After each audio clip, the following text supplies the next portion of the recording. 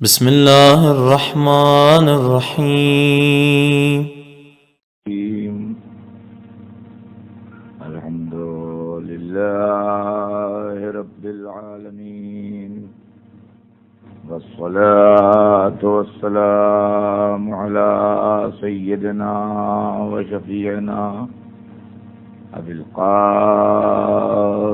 محمد وآلہ الطیبین الطاہرین المعصومین ولعنۃ اللہ علی اعدائهم اجمعین من یومنا ھذا الی یوم الدین اما بعد فقد قال اللہ سبحانہ تبارک و تعالی في كتابه المبين وهو أصدق الصادقين اهدنا الصراط المستقيم. خداوند عالم قرآن مجید میں ارشاد فرما رہا ہے کہ اهدنا الصراط المستقيم اس آیہ مبارکہ کے دو ترجمے ہیں. ایک ترجمہ جو ہم لوگوں میں رائج ہے اور ایک ترجمہ جو بقیہ تمام عالم اسلام کرتا ہے. ویسے یہ آیت وہ ہے جو ہر آدمی کو یاد ہے زبانی. کوئی آدمی یہ نہیں کہہ سکتا کہ قرآن پاک کی یہ آیت ہمارے علم میں نہیں، اس لیے کہ یہ آیت سورہ الحمد کی آیت ہے اور سورہ الحمد کا واجب یاد ہونا ہر مسلمان کا واجب ہے، اس لیے کہ نماز بغیر سورہ الحمد کے نہیں ہوتی. اور کوئی یہ بھی نہیں کہہ سکتا کہ ہم اس کو پڑھتے نہیں ہیں، اس لیے کہ اگر اس کو نہیں پڑھتا ہے کوئی آدمی تو اس کا مطلب نماز نہیں پڑھتا ہے. تو اس میں ارشاد ہوا کہ اہدنا الصراط المستقیم، اس کے دو ترجمے ہیں. ایک یہ کہ اے خدا ہمیں سیدھے راستے پر باقی رکھ، اور دوسرا ترجمہ یہ ہے کہ اے خدا ہمیں سیدھا راستہ دکھلا. کچھ لوگ اس آیت کا یہ ترجمہ کرتے ہیں کہ اے اللہ ہمیں سیدھا راستہ دکھلا، ہدایت کر ہمیں سیدھے راستے کی طرف. اور کچھ لوگ یہ ترجمہ کرتے ہیں کہ اے خدا ہمیں سیدھے راستے پر باقی رکھ. ہمارے پاس جو ترجمہ ہے وہ یہ ہے کہ خدا ہمیں سیدھے راستے پر باقی رکھ. بقیہ لوگوں کے پاس جو ترجمہ ہے وہ یہ ہے کہ خدا ہمیں سیدھا راستہ دکھلا. بہرحال یہ تو میں آگے عرض کروں گا کہ ہم یہ ترجمہ کیوں کرتے ہیں، لیکن صرف اس وقت تو بات کو شروع کرنے کے لیے اتنا عرض کر دینا ضروری ہے کہ سیدھا راستہ اور سیدھے راستے کی تلاش، کہ انسان کو صراط مستقیم مل جائے اور انسان کو اس کی نجات کے واسطے سیدھا راستہ مل جائے. سیدھے راستے کی تلاش وہ اہم معاملہ ہے کہ ہر مسلمان کا یہ فرض ہے کہ 24 گھنٹے میں کم از کم 10 دفعہ اس بات کو ریپیٹ کرے کہ اہدنا الصراط المستقیم. 24 گھنٹے میں 10 مرتبہ اس بات کا ریپیٹ کرنا ضروری ہے کہ اہدنا الصراط المستقیم. 2 دفعہ سورہ حمد واجب ہے صبح کی نماز میں، 2 دفعہ واجب ہے ظہر کی نماز میں. باقی 2 رکعتیں جو ہیں ان میں تسبیحات اربع پڑھیے یا سورہ حمد پڑھیے، وہ آپ کو اختیار ہے. لیکن واجب 2 مرتبہ پہلی اور دوسری رکعت میں واجب، عصر کی پہلی اور دوسری رکعت میں واجب، مغرب کی پہلی اور دوسری رکعت میں واجب، عشاء کی پہلی اور دوسری رکعت میں واجب. تو یہ 10 رکعتیں ہوئی.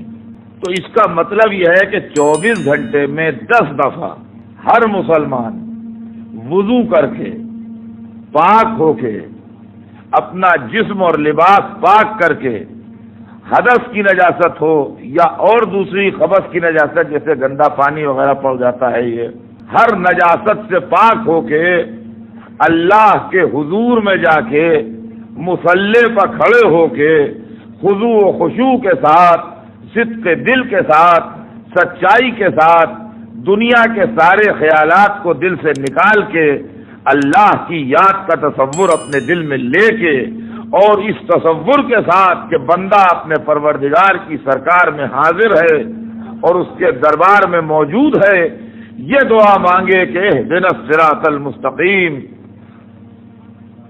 اے پروردگار ہمیں سیدھے راستے پر باقی رکھ، یا اے پروردگار ہمیں سیدھا راستہ دکھلا.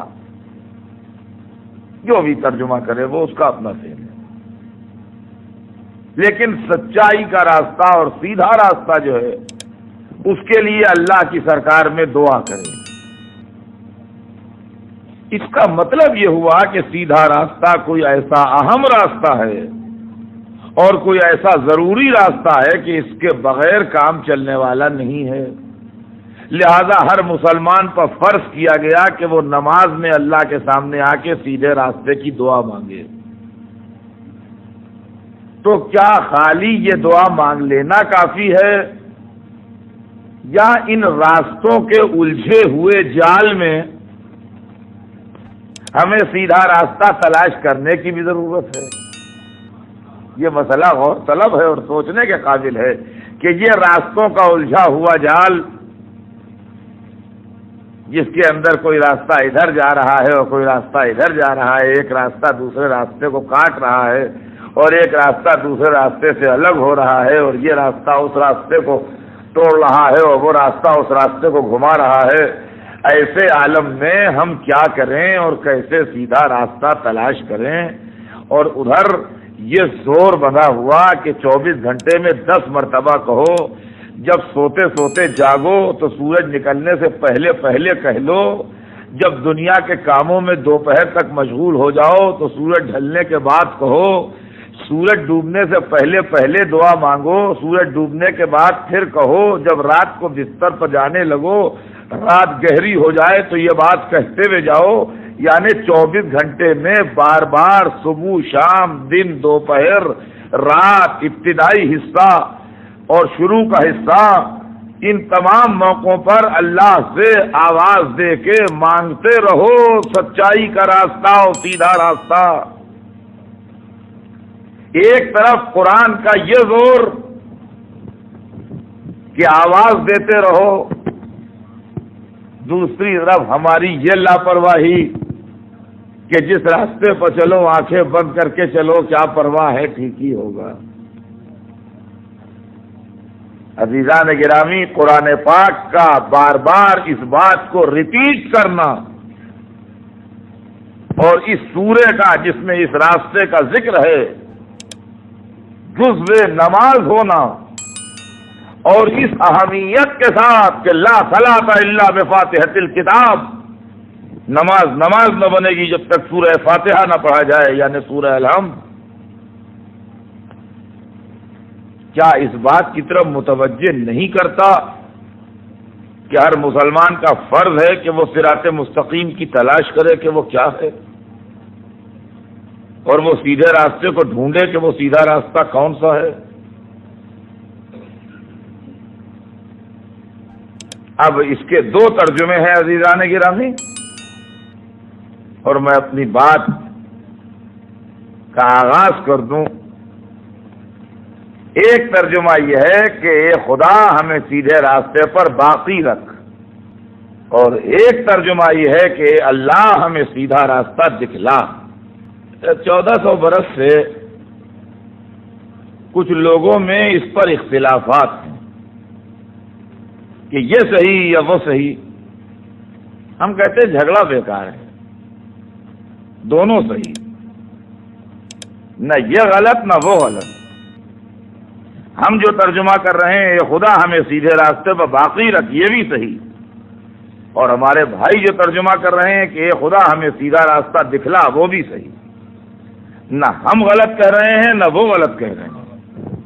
اس کی وجہ ہے اللہ کے سامنے آ کے کوئی جھوٹ تو بولے گا نہیں۔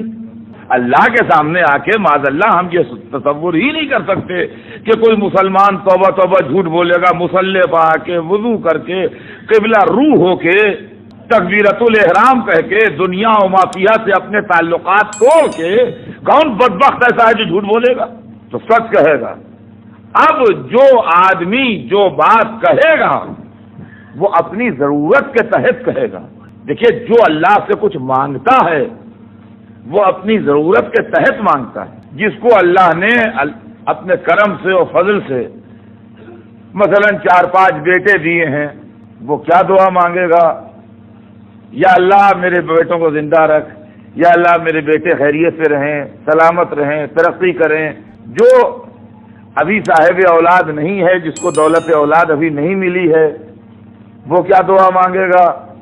یا اللہ مجھے بیٹا دے، ایک بیٹا عطا فرما۔ تو اب آپ جھگڑا کرنے لگیے بھائی ایک بات کہو، تم یہ دعا مانگ رہے ہو، تم وہ دعا مانگ رہے ہو، الگ الگ کیوں مانگ رہے ہو؟ ہم کہا یہ عجیب بات ہے، ہماری ضرورتیں الگ الگ ہیں اس لیے الگ الگ دعا مانگ رہے ہیں۔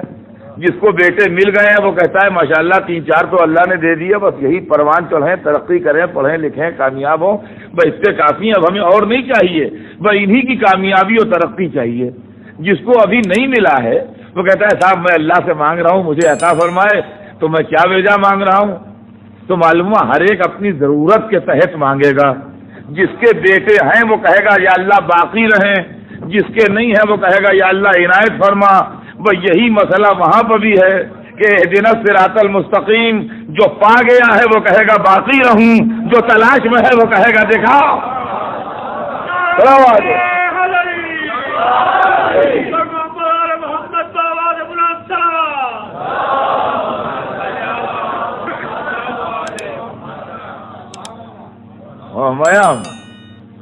اب صراط مستقیم کیا ہے؟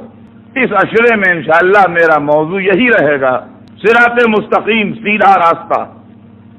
اس کی وجہ یہ ہے کہ ہمیں سارے کام جو ہم کر رہے ہیں مذہب میں، اعمال، عقائد، اللہ کو ماننا، رسول کو ماننا، نماز پڑھنا، روزہ رکھنا، نیکی کرنا، خیر خیرات، اچھائی، جو کچھ بھی ہے ایک مسلمان کی زندگی اور اچھے مسلمان کی زندگی، اس کے واسطے صراط مستقیم ضروری ہے۔ یعنی وہ راستہ مل جائے اس کو کہ وہ اپنے ایمان و عقیدے کی دولت لیے ہوئے جنت تک پہنچ جائے، اور ایسا نہ ہو کہ ایسے راستوں میں بھٹک جائے جہاں اس کی دولت لٹ جائے اور وہ اپنی منزل تک نہ پہنچ سکے۔ اس لیے کہ ہمارا نشانہ اور مقصد جو ہے وہ اللہ کی مرضی کو پا لینا ہے، تاکہ اللہ ہم سے راضی ہو جائے، اور جب اللہ ہم سے راضی ہو جائے گا تو اس کے نتیجے میں ہمارے آخری انجام جو ہے وہ بخیر ہوگا۔ یہ مقصد ہے ایک اچھے مسلمان کے نیکیاں کرنے کا مقصد جو ہے وہ یہ ہے کہ پروردگار اس سے راضی ہو، خوش ہو جائے اللہ اس سے، نماز پڑھے یا روزہ رکھے یا حج کو جائے یا نیکیاں کرے یا خیر و خیرات کرے یا اپنے بھائیوں کے ساتھ اچھا سلوک کرے یا اپنے والدین کے ساتھ خدمت اور ان کی احترام و عزت کرے یا اپنی اولاد کے ساتھ شفقت برتے۔ جو کچھ بھی اسلام نے کہا ہے اس سب کے اوپر عمل کرنے کا مقصد ہے رضائے خدا، اور رضائے خدا کے نتیجے میں جنت و آخرت و کامیابی اور مغفرت، یہ ہے پورا مسئلہ۔ تو یہ کب ملے گا؟ جب وہ راستہ مل جائے جس سے خدا راضی ہو۔ تو وہ راستہ کیا ہے؟ دیکھیے حضور، پہلی امپارٹنس تو اس کی آپ یہ سمجھیے کہ یہ وہ آیت ہے جس کا حافظ ہونا ہر مسلمان پر واجب ہے۔ دیکھیے اس کی چند اہمیتیں ہیں، اس پر غور کیجیے۔ پہلی بات تو یہ کہ پورے قرآن کا حافظ ہونا واجب نہیں ہے۔ میں خود ہی نہیں ہوں پورے قرآن کا حافظ، میں خود ہی بیٹھا ہوں آپ کے سامنے، میں پورے قرآن کا حافظ نہیں ہوں، مگر جزو قرآن کے حافظ سارے مسلمان ہیں۔ کم سے کم اقل مرتبہ میں ہر مسلمان قرآن کے 2 سوروں کا حافظ ضرور ہے۔ قرآن کے 2 سوروں کا حافظ ہر مسلمان ضرور ہے، اس لیے کہ یہ 2 سورے نماز میں واجب ہیں، ایک سورہ الحمد اور ایک کوئی اور سورہ۔ تو کوئی اور سورے میں آپ کو آپشن ہے، اختیار ہے، سورہ قل هو اللہ یاد کر لیجئے یا سورہ انا انزلنا یاد کر لیجئے یا سورہ انا اعطیناک الکوثر یاد کر لیجئے، وہ آپ کو آپشن ہے، لیکن یہ کمپلسری ہے۔ کون سا؟ سورہ الحمد۔ تو اب یہ تو بحث ہی کوئی نہ کرے کہ حافظ کدھر ہیں کدھر نہیں، اس لیے کہ کم سے کم جتنی امت ہے وہ جزوی طور پر تو قرآن کی حافظ ہے۔ اب اگر قرآن نور ہے اور کالے دلوں میں نہیں آ سکتا ہے تو نور کا تھوڑا سا پورشن پھر کیوں آ جاتا ہے؟ صلوات بھیجیں محمد۔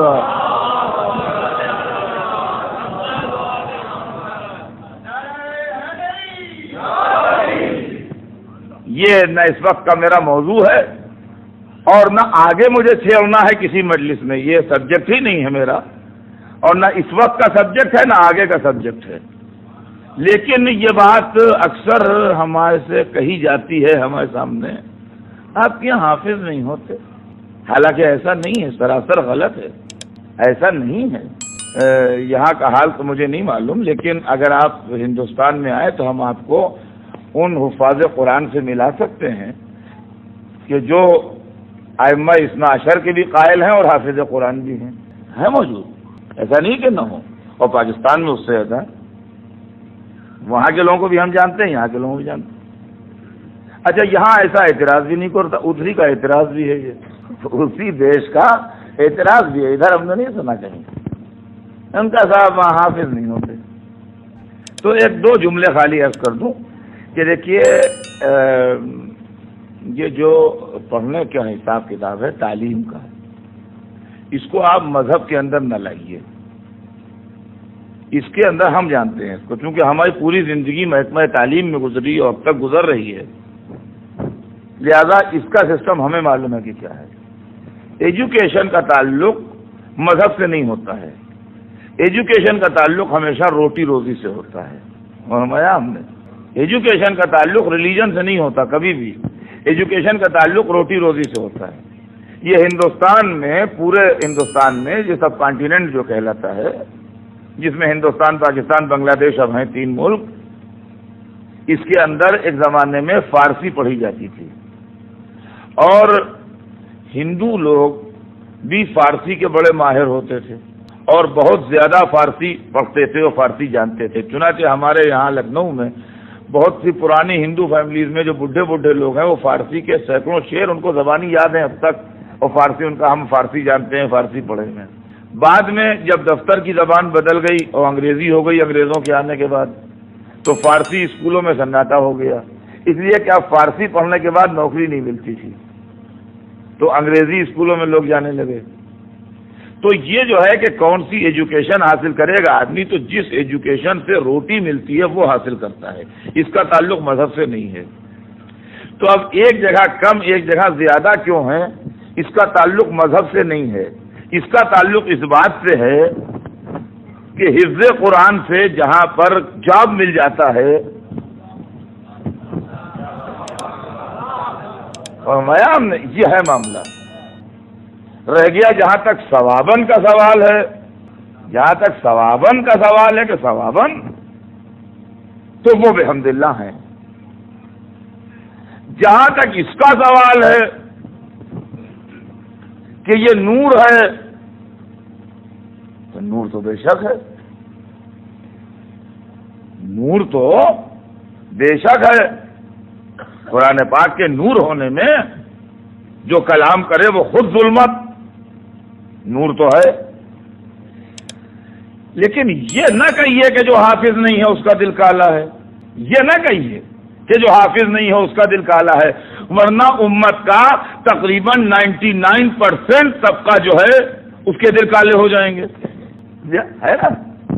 یہ نہ کہیے کہ جس کے پاس یہ نور نہیں ہے اس کا دل کالا، اور پھر امت کے دل کالے ہو جائیں 99% یا 100%، اس کی پرواہ نہیں ہے۔ یہ بات کہیں اوپر تک نہ کوئی لے جائے کہ بزرگان اسلام میں صرف علی ہی حافظ تھے اور کوئی نہیں تھا، تو اب وہاں کیا فرمائیں گے آپ؟ صلوات بھیج دیں محمد والا۔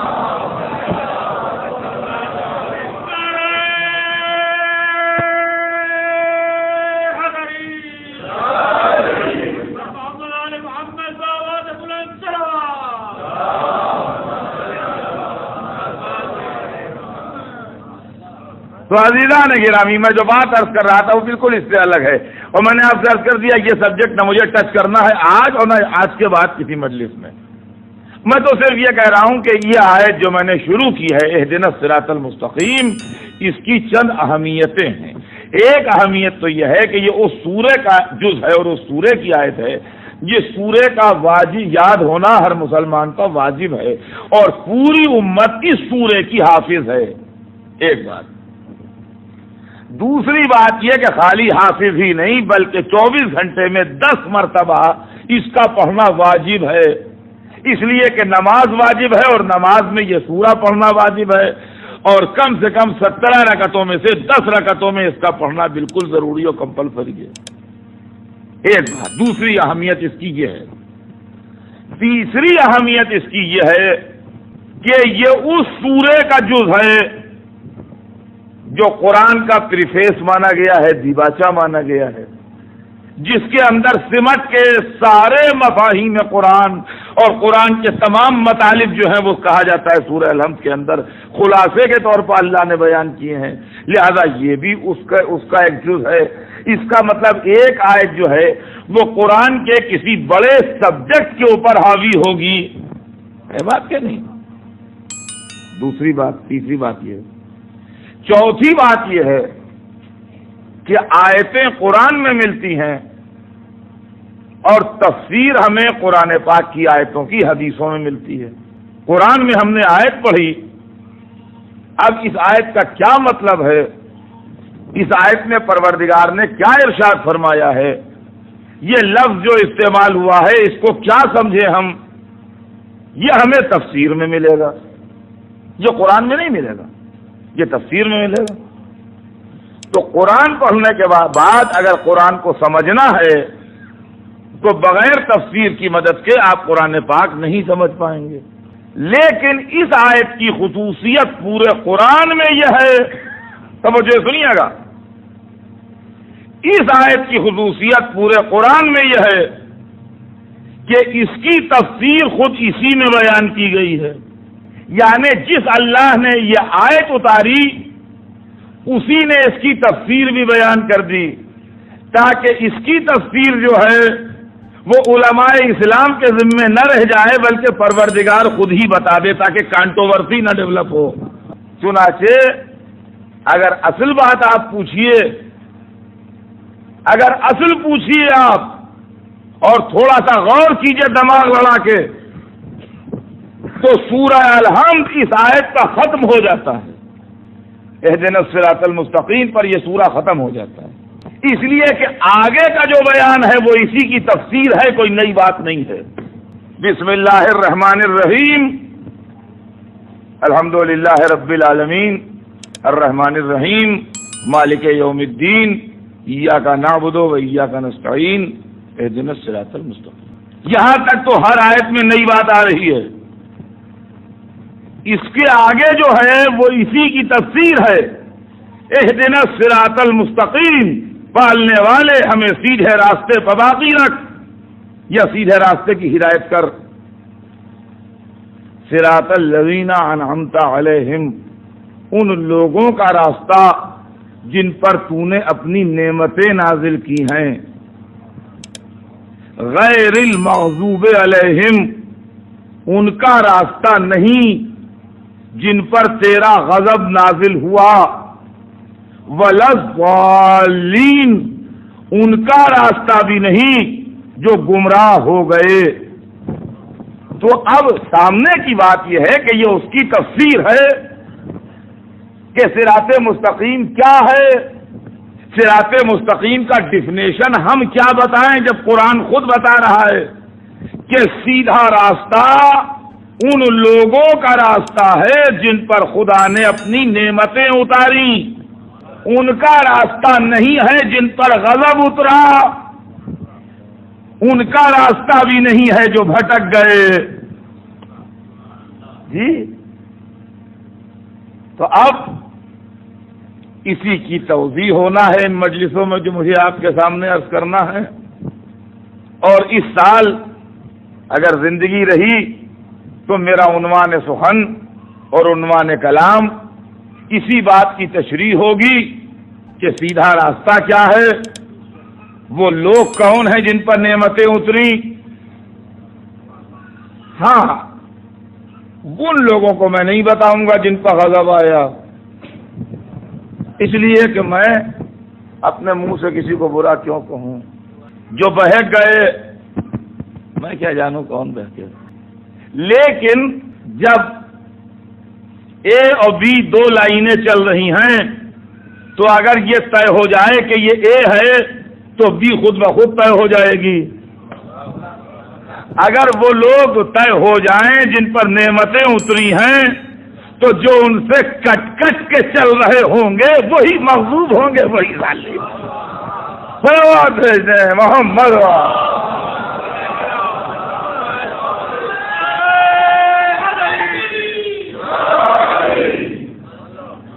غیر المغضوب علیہم ولا الضالین، ان کا راستہ نہیں جن پر تیرا غضب اترا، اور ان کا راستہ بھی نہیں کہ جو گمراہ ہو گئے، بہک گئے، بھٹک گئے۔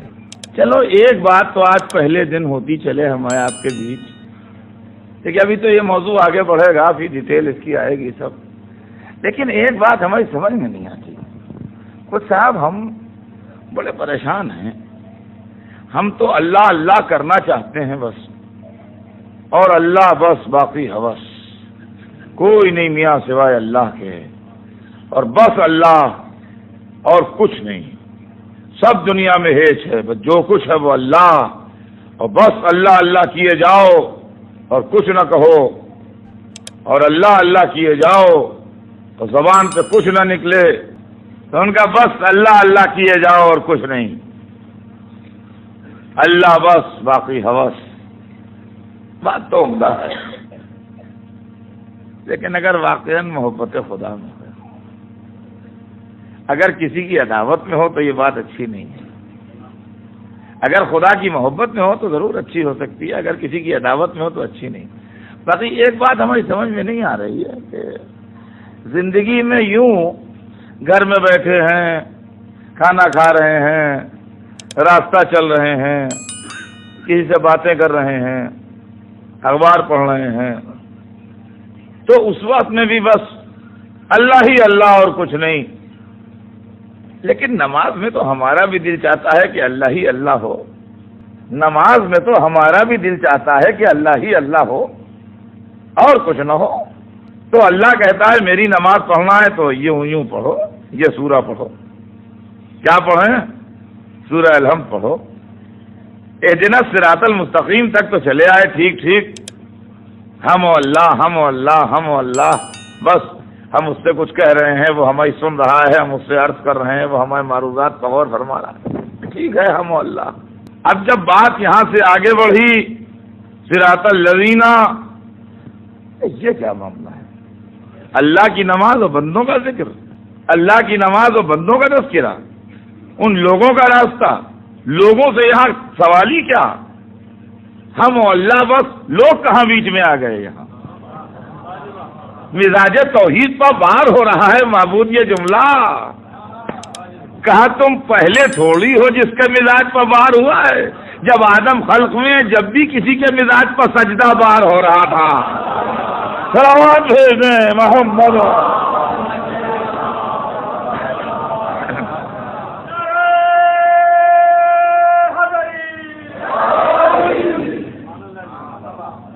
صراط الذین، ان لوگوں کا راستہ، لوگ، آدمی، اللہ کی نماز، آدمیوں کا ذکر، مصلی پر روبہ قبلہ باوضو، قربتاً الی اللہ، اللہ اکبر، نماز پڑھتا ہوں صبح کی 2 رکعت، قربتاً الی اللہ، اللہ کی خوشنودی کے لیے اور کسی لیے نہیں، کوئی دوسرا مقصد نہیں، بس اس سے تقرب چاہتے ہیں اور کوئی دوسری نیت نہیں۔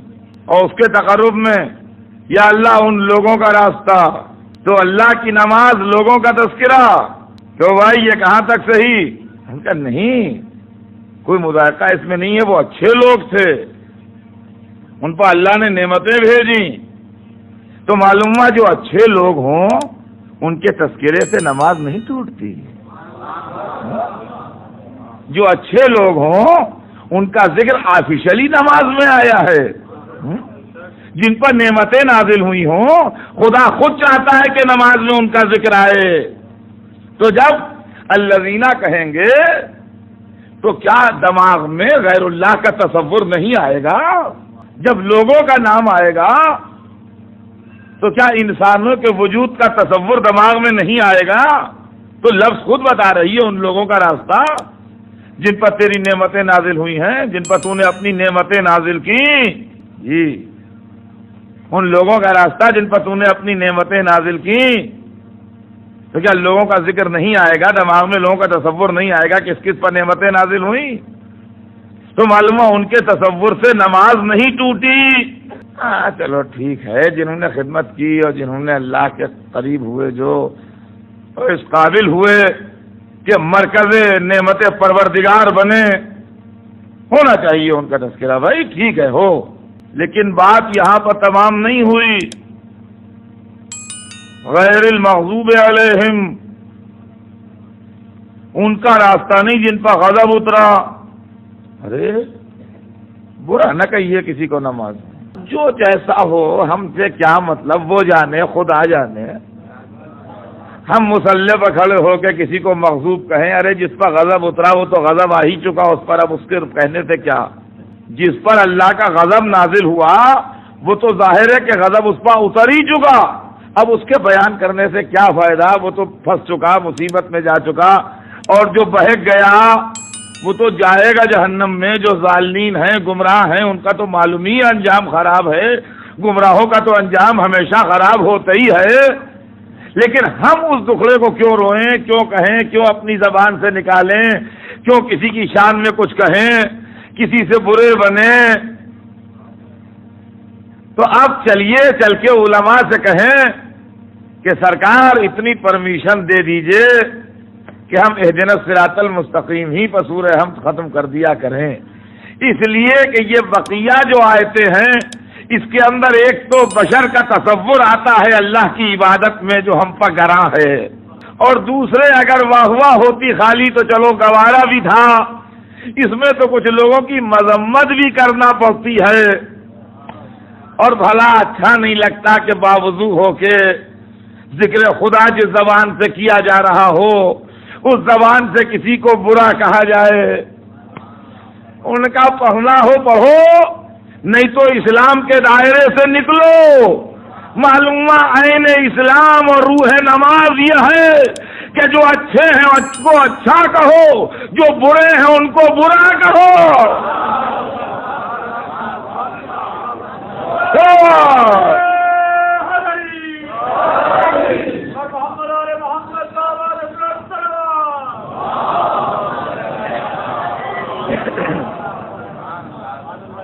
اچھا نماز کی کچھ شکلیں ہیں، نماز ایک طرح نہیں ہوتی، کبھی فرادہ ہوتی ہے، کبھی باجماعت ہوتی ہے، کبھی چپکے چپکے پڑھنا واجب، کبھی زور زور پڑھنا واجب۔ اس حقیقت کا بہرحال اعلان کرو، کبھی تنہا، کبھی باجماعت، کبھی چپکے سے، کبھی پکار کے۔ صلوات بر محمد۔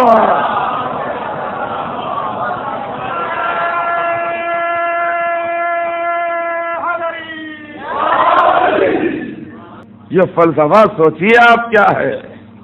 نماز فرادہ بھی پڑھی جاتی ہے اور نماز جماعت بھی ہے ہمارے یہاں، اور بہت ثواب ہے جماعت پڑھنے کا، اور ثواب کی تو الگ رہی، ایک نماز تو فرادہ ہو ہی نہیں سکتی۔ نماز جمعہ وہاں تو فرادہ کا تصور ہی نہیں کہ گھر میں پڑھ لی صاحب نے اکیلے، یہ نہیں۔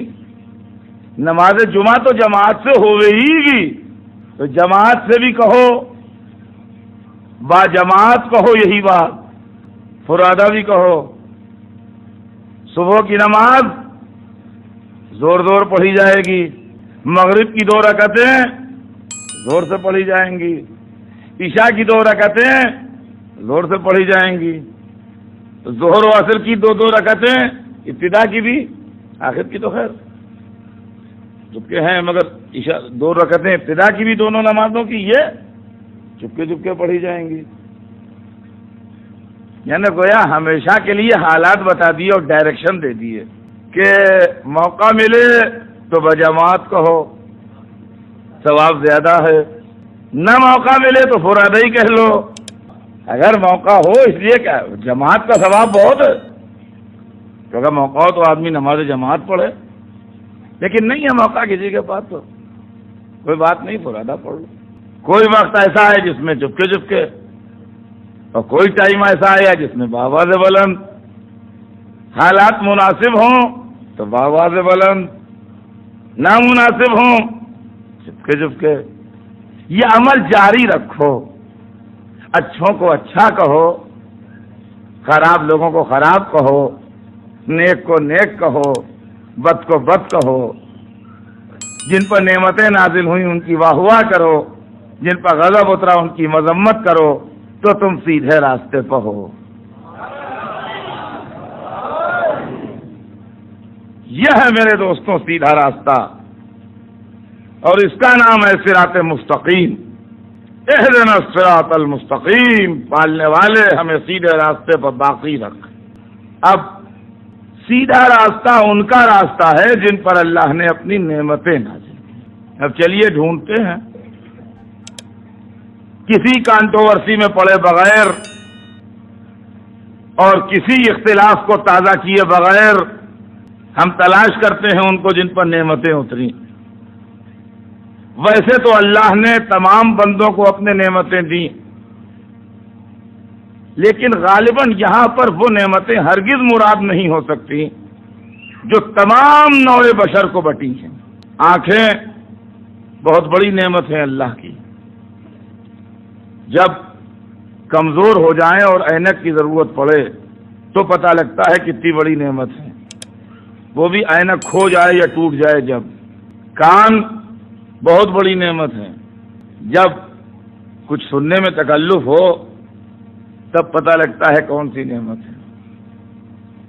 زبان جو بے تکلف ہر طرح کے خیالات کا اظہار کر دیتی ہے، اگر کبھی بولنے میں تکلف کرنے لگے تو پتہ لگتا ہے کتنی بڑی نعمت ہے۔ ہاتھ جو بے پیسے کوڑی کے نوکر ہیں، ہر وقت آپ کی خدمت میں لگے رہتے ہیں، ذرا سا کسی ہاتھ میں تکلیف ہو جائے تو پتہ لگتا ہے کہ یہ کتنی بڑی نعمت ہے۔ پیر جو مفت کی سواری ملی ہوئی ہے، جہاں چاہیے اس پر سوار ہو کے چلے جائیے، ذرا سا اس میں تکلیف پیدا ہو جائے تو پھر اس کا اندازہ ہوتا ہے کہ یہ کون سی نعمت ہے۔ احساس لذت، کھانا کھا رہے ہیں لیکن مزہ تو دے، زبان پر ٹیسٹ کا احساس تو ہو۔ ہاتھ کے اوپر آپ رکھ لیجئے سالن، نمک تیز ہے کہ پھیکا ہے کیا پتہ لگے گا۔ احساس لذت کہ وہ لذت کو محسوس کر سکے، یہ اس کی نعمت ہے کہ نہیں؟ خدا کی قسم، بندہ نعمتوں سے مالا مال کر کے دنیا میں بھیجا گیا، لیکن نہ جانے کتنا سرکش ہے کہ اس کے بعد بھی اللہ کا سجدہ کرنے سے انکار کرتا ہے۔ ایک ایک چیز جو ہم کو عطا کر دی اس نے، اور چیزیں دنیا کی جو ہیں وہ چھوڑیے، ماں کی محبت بھی نعمت ہے اور باپ کا پیار بھی نعمت ہے، اور کیا کیا نعمتیں ہیں، ایک سلسلہ ہے نعمتوں کا۔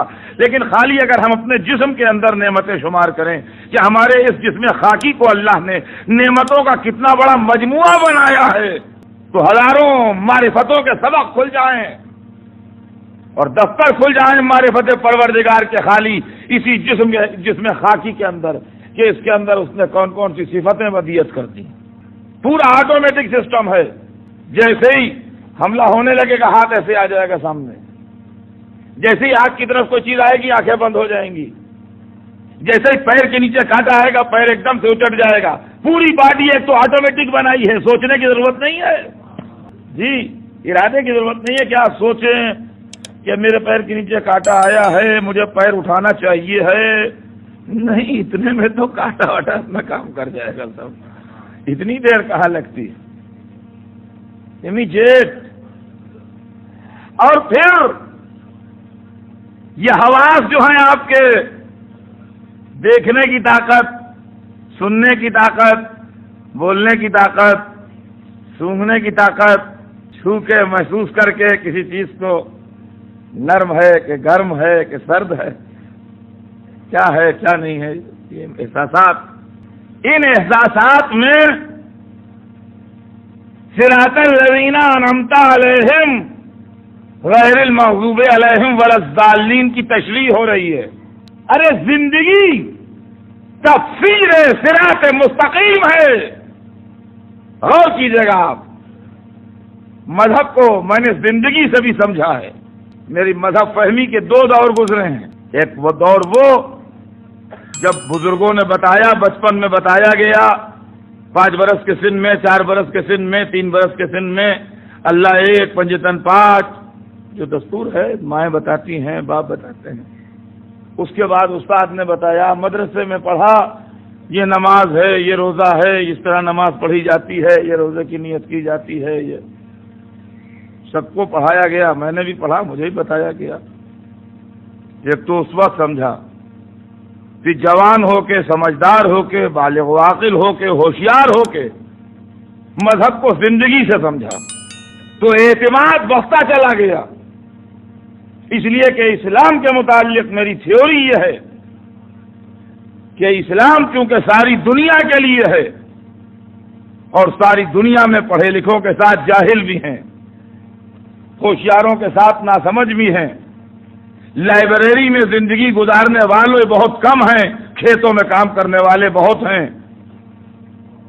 مدرسے میں اونچی ڈگریاں لینے والے کم ہیں، بے پڑھے افراد زیادہ ہیں. تو اگر مذہب ساری دنیا کے لیے آیا ہے تو اتنا سمپل ہونا چاہیے کہ واجب ضرورت کی بات ہر آدمی سمجھ سکے. اگر وہ مانوپولی بن جائے گا پڑھے لکھوں اور اسکالرس کی تو اللہ قیامت کے دن عام آدمی سے سوال نہیں کر سکتا کہ تو نے کیوں نہیں مانا. لہذا مذہب کے اصول اتنے سمپل ہونا چاہیے ہیں کہ ہر آدمی سمجھ لے. اب اگر اس کو کوئی طبقہ اپنی روٹی روزی کے لیے اپنی مانوپولی بنا لے تو یہ اس کی ذمہ داری ہے، اللہ کی ذمہ داری نہیں. یہ غور کیجیے گا اس بات کو. تو تفسیر صراط مستقیم احساسات کے ذریعے ہوتی ہے. چلے جا رہے ہیں راستے میں، پھول کھلے ہیں، چمیلی ہے، گلاب ہے، جوہی ہے، اور ہوا کے جھونکے خوشبو لا رہے ہیں ناک تک. واہ واہ، کیا باغ ہے اور کیا خوشبو مہک رہی ہے. لمبی لمبی اور گہری سانسیں لے رہے ہیں تاکہ ہوا کی عطر آمیزی کو اپنے جسم میں بسا لینا چاہتے ہیں. کھینچ کھینچ کے سانسیں لے رہے ہیں اور ٹھہر گئے. بھائی واہ، کیا عمدہ چمیلی کی خوشبو ہے، کیا مہک ہے. سبحان اللہ سبحان اللہ، واہ واہ. زیادہ ٹھہرو، یہاں بھی چلتے ہیں. رک گئے، تیز جا رہے تھے، سلو جانے لگے. اور ایک جگہ ایک جانور مر گیا تھا کل، اس کو اٹھایا نہیں تھا کسی نے، وہ سڑ رہا تھا. جیسے ہی ہوا کے ساتھ بدبو کا بھپکا ناک میں آیا، رومال جیسے سانس روک کے منہ پر رومال رکھ کے تیزی سے جلدی جلدی اس رینج سے باہر نکل جانا چاہتے ہیں جہاں تک وہ وساہند و بدبو بسی ہوئی ہے اس سڑے ہوئے جانور کی. سننے کی طاقت. کوئی جانور بڑی اچھی آواز میں چہک رہا ہے. بھائی واہ، کیا یہ کون سا جانور ہے، کیا اچھی آواز ہے، کیسی چہک رہا ہے یہ. سبحان اللہ. تانبے کے برتن جہاں بنائے جاتے تھے وہاں ایک لوہے سے اس کے اوپر وہ کھینچا جا رہا ہے، پیتل یا تانبے کے اوپر. تو وہ جو آواز پیدا ہو رہی ہے اس پہ روئیں جو ہیں وہ کھڑے ہوئے جا رہے ہیں. ارے جلدی چلو، یہاں سے اس گلی سے کہاں لے آئے، یہ ہمیشہ یہاں یہی ہوتا ہے. جلدی سے نکل گئے. کیوں؟ کانوں میں جو آواز آ رہی ہے اس سے جسم کے نظام میں خلل پڑ رہا ہے، اپسیٹ ہوا جا رہا ہے سب نروس سسٹم. تیزی سے نکل گئے. نہایت لذیذ غذا، جتنی خوراک ہے اس سے زیادہ کھا گئے. بعض لوگ اس کے ایکسپرٹ ہوتے ہیں. کیا بتاؤں آپ. اچھا، وہی بے مزہ، پھیکی، خراب. اور اگر کہیں سڑ بھی گئی تو ارے ہٹاؤ اسے، یہ کیا لا کے رکھ دیا، یہ سڑ گیا، یہ لے جاؤ، ہٹاؤ. ذائقے نے فوراً اس کو واپس. حسین منظر دیکھ رہے تو دیکھتے ہی چلے گئے. کیا منظر ہے، پہاڑی، یہ برف، یہ بادل، کالے بادل، اور اس کے نیچے یہ ہرے بھرے باغ. مثلا ہاں بھائی بات میں کیا منظر دیکھ لو سر، حسین مناظر ہیں دیکھ رہے ہیں، ایک دل خراش منظر، بھائی نہیں ادھر ہم سے دیکھا نہیں جاتا، منہ پھیر کے چلے گئے. یہ کیا چیز ہے؟ کیا اب بھی نہیں سمجھ میں آتا کہ احساسات ہمارے ہم کو اس بات کا سبق دیتے ہیں کہ جو اچھی چیز ہے اس سے محبت برتو، جو خراب چیز ہے اس سے نفرت برتو.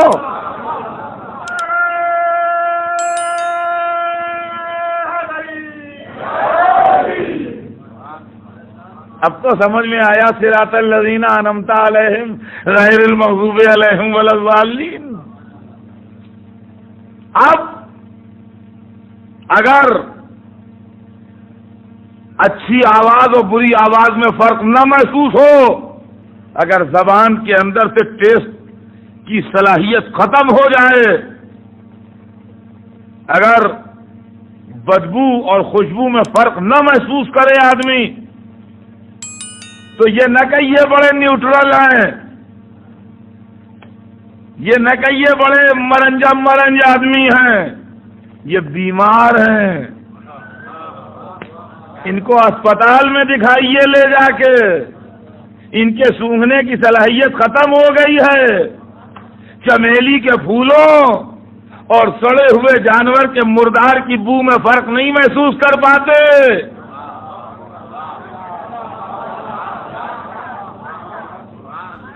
یہ علیل ہیں، لذیذ کھانے اور سڑے ہوئے کھانے میں فرق نہیں کر پا رہے ہیں.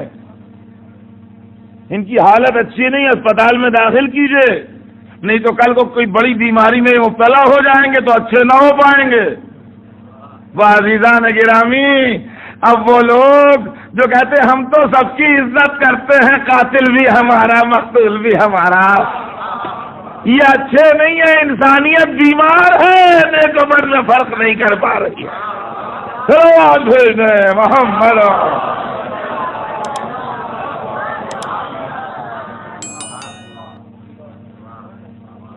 انسانیت بیمار ہے،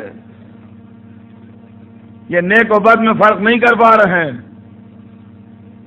ظالم و مظلوم کو ایک ترازو میں تول رہے ہیں، قاتل و مقتول کو ایک نظر سے دیکھ رہے ہیں، نیک و بد میں فرق نہیں کر پاتے. یہ تندرست نہیں ہے. انسانیت خراب و خستہ حالت سے گزر رہی ہے. صراط الذین انعمت علیہم، ان کا راستہ جن پر تو نے اپنی نعمتیں نازل کی، ان کا راستہ نہیں جن پر غضب اترا، ان کا راستہ نہیں جو گمراہ ہو گئے، جو بہک گئے. یہ آیتیں قرآن کی آیتیں تو ہیں، مگر فطرت انسانی اور ہیومن نیچر کی تصویریں بھی ہیں. کچھ انسان پھولوں کی طرح ہیں، کچھ انسان کانٹوں کی طرح ہیں.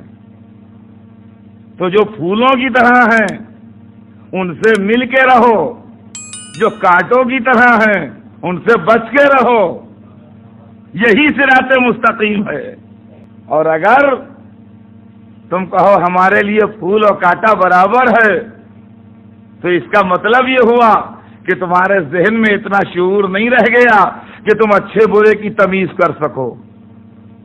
تو جب تم اچھے برے کی تمیز نہ کر سکو تو ایسا بیوقوف آدمی اسلام کے کس کام کا؟ اسلام مذہب عقل ہے، مذہب جہالت نہیں ہے. بیوقوفوں کا مذہب نہیں ہے، عقل مندوں کا مذہب ہے. جاہلوں کا مذہب نہیں ہے، عالموں کا مذہب ہے. ناسمجھوں کا مذہب نہیں ہے، سمجھداروں کا مذہب ہے. لہذا اس بات کے اندر فرق کرو. آج جو لوگ یہ کہتے تھے ارے ہم اس معاملات میں پڑھتے ہی نہیں جناب، بس ہم تو نماز پڑھ لیتے ہیں، اللہ اللہ کرتے ہیں، جھگڑوں کے معاملوں سے ہم الگ رہتے ہیں. بس جو نماز پڑھتے ہو اسی میں یہ سبق ہے. اس کا مطلب یاد ہے تمہیں، سمجھتے نہیں ہو نماز کو. لوگ کہتے ہیں ارے بھائی مسلمان کو چاہیے نماز پڑھے، روزہ رکھے، اللہ اللہ کرے، باقی یہ سب جھگڑے کون حق پہ ہے کون باطل پہ ہے، کس نے کیا کیا، آپ نے جو جیسا جس نے کیا وہ جانے، خدا جانے، ہم سے کیا مطلب. فرار کا ایک طریقہ ہے صداقتوں سے.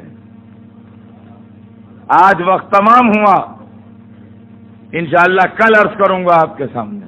اپنی بزدلی پر اور اپنی کمزوری پر کبھی کبھی لوگ مذہب کے اور تقدس کے پردے ڈالتے ہیں. یہ بظاہر بڑے اچھے لوگ ہوتے ہیں، بباطن بڑے خراب لوگ ہوتے ہیں. جب حسین اسلام کو بچانے کے لیے اور دین کو زندہ کرنے کے لیے مدینے سے نکل رہے تھے، اس اعلان کے ساتھ کہ یزید نے مجھ سے بیعت مانگی ہے، میں بیعت یزید نہ کروں گا، اور میں یہ بھی نہیں چاہتا کہ اس مقام مقدس میں جو میرے نانا کا حرم ہے کچھ تو خون ہو، لہذا میں مدینہ چھوڑ رہا ہوں. تو بہتے جو مسلمان تو ہو گئے تھے مگر روح اسلام سے بے خبر تھے، یا تھے یا رہنا چاہتے تھے. دونوں ہی باتیں ہیں، یا تھے یا رہنا چاہتے تھے. ان کے مصلی مسجد النبی کے گوشوں میں جمے ہوئے تھے. جمع و مصلی جانتے ہیں آپ کیسا ہوتا ہے؟ تو جہاں بیٹھتا ہے وہیں بیٹھے. میں اس طرح نماز پڑھتا ہوں تو یہیں پہ ہمیشہ ملوں. جمع ہوا ہے مصلی میں، تو تسبیحاں پڑھتے رہے. اور جب ان سے پوچھا گیا حسین فتنے میں پڑ رہے ہیں، ہم الگ ہیں اس سے، ہم الگ ہیں، ہم نہیں، ہم اپنے یہیں گوشے میں نماز پڑھ رہے ہیں، ہم اچھے ہیں. اور یہ بھول گئے وہ کہ حسین اسی نماز کو زندہ کرنے جا رہے ہیں. ورنہ نماز رہتی نہ مسجد نہ گوشہ مسجد اگر نبی کا نواسہ سر نہ کٹاتا. اور جب حسین مکے سے نکلے ہیں تو اس دن اس سال کے سارے حاجی مکے میں موجود تھے، اس لیے کہ وہ 8ویں ذی الحجہ تھی، اور 8ویں ذی الحجہ یوم ترویہ ہے، جس دن حاجی مکے سے احرام باندھتا ہے حج کا، اور اس کے بعد جاتا ہے اس کو جہاں جانا ہے اپنی فقہ کے لحاظ سے. تو 7ویں ذی الحجہ تک ضروری نہیں ہے کہ اس سال کا ہر حاجی مکے میں آ جائے، لیکن 8ویں ذی الحجہ کو سویرے تک ہر حاجی کو مکے پہنچنا ضروری ہو جاتا ہے، اس لیے کہ احرام حج مکے ہی سے بنتا ہے. حدود حرم کے اندر احرام حج بندھے گا یوم ترویہ جو 8ویں ذی الحجہ ہوگی. جس دن ہر حاجی مکے میں تھا اس دن حسین نے مکہ چھوڑا، تاکہ کوئی یہ نہ کہہ سکے ہم نہیں تھے ورنہ روک لیتے، کوئی یہ نہ کہہ سکے ارے ہم نہیں تھے ورنہ ایسا نہ ہوتا. سب تھے، لیکن طواف کعبہ کی فکر میں ہر ایک تھا، عظمت کعبہ کی فکر کسی کو نہ تھی. عظمت کعبہ بچانے کی فکر اسی کو تھی جس کا باپ مولود کعبہ تھا. اور فرمایا آپ نے عظمت کعبہ بچانے کی فکر اسی کو تھی. حسین دین بچانے کے لیے مکے سے نکل گئے، حج کے شوقین طواف کرتے رہے. لیکن آج تاریخ اس سال کے حاجیوں کا نام نہیں بتا سکتی جنہوں نے اس سال حج کیا ہے، لیکن ان 72 کا نام آسمان کے ستاروں کی طرح روشن ہے جو حسین پر قربان ہو گئے. ان کے حج قبول ہوئے یا نہیں یہ خدا جانے، جنہوں نے حسین کو جاتے دیکھا اور نصرت کے لیے ساتھ نہ گئے. لیکن صبح قیامت تک جب بھی حج ہوگا اس میں سے ثواب کو میں حسین کا حصہ بھی ہے جنہوں نے جان دے کے تقدس کعبہ کو بچایا. ان کی نمازیں اللہ نے پسند کی یا نہیں کی؟ جو مسجد کے گوشوں میں بیٹھے تسبیحاں پڑھتے رہے، ہم داور مشر نہیں جو فیصلہ کریں، لیکن صبح قیامت تک جہاں بھی نماز ہوگی اس نماز میں اس کا حصہ ضرور لگے گا کہ جس نے سجدے میں سر کٹائے. اشہد انک قد اقمت الصلاۃ وآتیت الزکوٰۃ، ہم گواہی دیتے ہیں کہ آپ نے نماز کو قائم کیا اور زکوٰۃ کو ادا کیا. حسین اپنا قافلہ لیے ہوئے نکل گئے، اور عاشور کے دن اسلام کی قربان گاہ پر خوشی خوشی اپنے بھرے گھر کا ہدیہ پیش کر دیا۔ دوستوں کی قربانیاں، عزیزوں کی قربانیاں، رشتہ داروں کی قربانیاں، دل کے ٹکڑوں کی قربانیاں، اور پھر اپنی قربانی، اپنی بہن کی چادر کی قربانی، اپنے بیٹے کی آزادی کی قربانی، اپنی 4 برس کی بچی کی قربانی، جو قید خانے میں باپ کو یاد کر کر کے تڑپ تڑپ کے مر گئی اور اس کو رہائی نصیب نہ ہوئی۔ سوگواروں، یہ زمانہ شہزادی زینب کی مصیبتوں کا زمانہ ہے، یہ زمانہ شہزادی سکینہ کے مصائب کا زمانہ ہے، یہ زمانہ ان بے کس فیدانیوں کے غموں کا زمانہ ہے جو حسین کے بعد مصیبتیں جھیلنے کو زندہ تھیں۔ یہ کیوں کہوں مصیبتیں جھیلنے کو، یوں کہیے کہ نشر پیغام حسینی کے واسطے زندہ تھی، تاکہ پیغام حسین دنیا تک پہنچ سکے۔ حسین کا قافلہ نہیں چل رہا تھا، بلکہ ایک کاروان ہدایت چل رہا تھا، جس میں کسی کو راہ ہدایت سر حسین نے بتائی، کسی کو صراط مستقیم سید سجاد نے بتائی، کسی کو سیدھا راستہ خطبہ زینب نے بتایا۔ قافلہ چل رہا تھا، معجزات کا ظہور ہو رہا تھا۔ راستے میں ایک جگہ سر اقدس حسین ایک راہب کے دیر کے نیچے رکھا تھا اور قافلہ ٹھہرا ہوا تھا۔ راہب نے اپنے دیر سے، دیر چرچ کو کہتے ہیں اس زبان میں، راہب نے اپنے دیر سے جب رات کو دیکھا تو اس نے دیکھا ایک طرف کچھ ظالم بیٹھے ہیں جن کے چہروں ہی سے ان کے ظلم و جور اور خباثتیں آشکار ہیں، اور ان سے تھوڑے فاصلے پر الگ ہٹ کے کچھ معصوم صورتیں ہیں جن کے چہروں سے ان کی بے گناہی ظاہر ہے، مگر وہ قیدی لگ رہے ہیں، اور قیدیوں ہی کے پاس ایک صندوق رکھا ہے جس سے ایک روشنی نکل کے آسمان تک جا رہی ہے۔ سب سے زیادہ عجیب چیز اس کو وہ صندوق نظر آیا جس سے روشنی نکل کے آسمان تک جا رہی تھی۔ وہ دیر سے اترا، اس نے کہا اس صندوق میں کیا ہے؟ ظالموں نے کہا اس میں ایک کٹا ہوا سر ہے۔ کہا ذرا دیر کے لیے مجھے دے دو۔ کہا واہ، کیسے دے دیں، یہ ہم اپنے امیر کے لیے لیے جا رہے ہیں۔ راہب پرانا آدمی تھا اور سمجھ گیا تھا کہ یہ کیسے ہیں، دنیا کے کتے ہیں یہ جن کے قبضے میں یہ سر ہے۔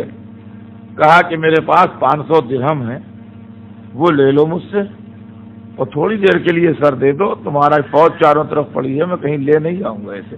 ان کا اچھا پہلے درہم لے آؤ۔ وہ درہم لے کے چلا گیا۔ درہموں کی تھیلی اس سے لے کے ظالموں نے تھوڑی دیر کے لیے کٹا ہوا سر اس کے حوالے کیا۔ راہب سر مقدس کو سینے سے لگائے ہوئے بڑے عقیدت و احترام کے ساتھ، بڑے پیار کے ساتھ، بڑی محبت کے ساتھ اپنے دیر میں آیا، ایک بلند و پاکیزہ جگہ پر سر کو رکھا، کچھ روشنی کی، کچھ خوشبو جلائی، بڑے ادب سے بیٹھا۔ کہا پالنے والے، تجھے عیسی ابن مریم کا واسطہ ہے، اس سر کو حکم دے دے کہ مجھ سے باتیں کرے۔ جب اس نے حضرت عیسیٰ کا واسطہ دیا تو لب مبارک کو جنبش ہوئی۔ فرمایا پوچھ، کیا پوچھنا چاہتا ہے؟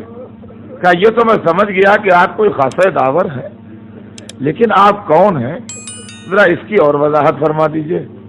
بس میں صرف یہ معلوم کرنا چاہتا ہوں کہ آپ کی ذات اقدس سے تعارف چاہتا ہوں۔ تو سوکھے لب ہلے۔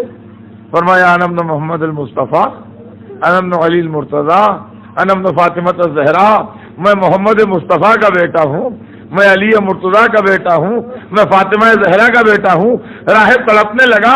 کہا بس بس میں سمجھ گیا، ارے آپ حسین ابن علی ہیں، آپ کو ظالموں نے شہید کر ڈالا۔